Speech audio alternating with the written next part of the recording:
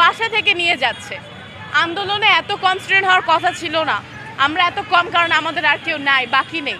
হয় তারা জেলে, না হয় তারা মারা গেছে। এটা আমাদের ছাত্রদের আন্দোলন। এখানে না কোনো বিএনপি আছে, না কোনো জামাত আছে। আর তারা যদি আসে, তারা তাদের স্বার্থের জন্য অ্যাডভান্টেজ নিচ্ছে।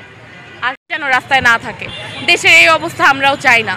আমাদের দাবি মেনে না হলে কোনো কিছুই হবে না। শুধু আমাদের 9 দফা দাবি। আমি শুধু আমাদের সেফটি চাই, নিরাপত্তা চাই। আমরা রাতে ঘুমাতে চাই বাসায় শান্তি মতো। আমি আমার দরজায় 25টা লক দিয়ে ঘুমাতে চাই না। আর আমি আমার নিজের বাসায় নিরাপত্তা বোধ করতে চাই। আন্দোলনের সাথে সম্পর্কিত থাকুক বা না থাকুক, না হয়েও ফলস কেসেস দিয়ে 501টা ভুল কেস দিয়ে ধরে নেওয়া হয়েছে। গ্রেফতারের সংখ্যা প্রায় অ্যাটলিস্ট 5 থেকে 6 হাজার পর্যন্ত অফিসিয়ালি তো ছাড়াইছেই। আমি জানি না আপনারা কত জানেন। আমার নিজস্ব অনেক ফ্রেন্ড এখনও আটক, আমরা বের করতে পারি নাই। টাকা দিয়ে যদি আমরা বের করতে পারছি আলহামদুলিল্লাহ, কিন্তু মাঝে মধ্যে টাকাও নেওয়া হচ্ছে না।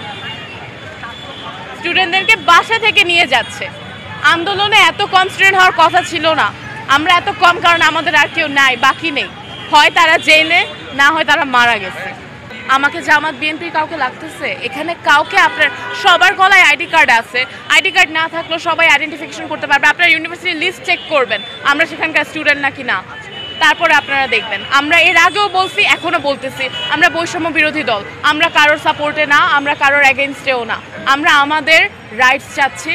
এটা আমাদের ছাত্রদের আন্দোলন। এখানে না কোনো বিএনপি আছে, না কোনো জামাত আছে। আর তারা যদি আসে, তারা তাদের স্বার্থের জন্য অ্যাডভান্টেজ নিচ্ছে, আর কিছুই না। আমরা সেটা ক্লেম করি না। না আমাদের কোনো বিএনপি সাপোর্ট দরকার, না কোনো জামাত, না কোনো শিবির, না কোনো ছাত্রদল, না কোনো যুবদল, কোনো কিছু না। আমরা ছাত্রই। আমাদের জড়িত আছে না, আমরা কোনো কিছুর সাথে জড়িত আছি।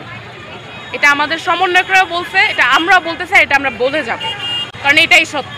আমাদের 9 দফা যে পর্যন্ত দাবি পূরণ না হবে, আমরা যারা আছি আমরা এটা মানব না। কারণ আমাদের একটা অনৈতিক না, আমরা অনৈতিক কিছু চাচ্ছি।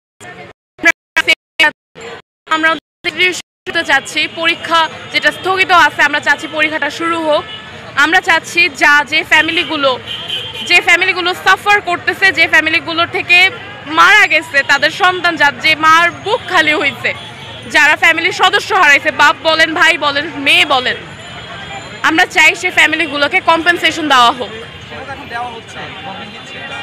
150 জন মারা যায়নি, 9,000 উপরে মারা গেছে। 15,000 উপরে দেওয়া হোক, আমরা মেনে নিব। আমরা বিচার, আমরা জাস্ট জাস্টিস চাচ্ছি। This was a March for justice, that's all we want. And এটা শান্তিপূর্ণ। এর মধ্যে না অন্য কোনো দল কোনো কিছু, আমরা কোনো কিছু ক্লেম করি।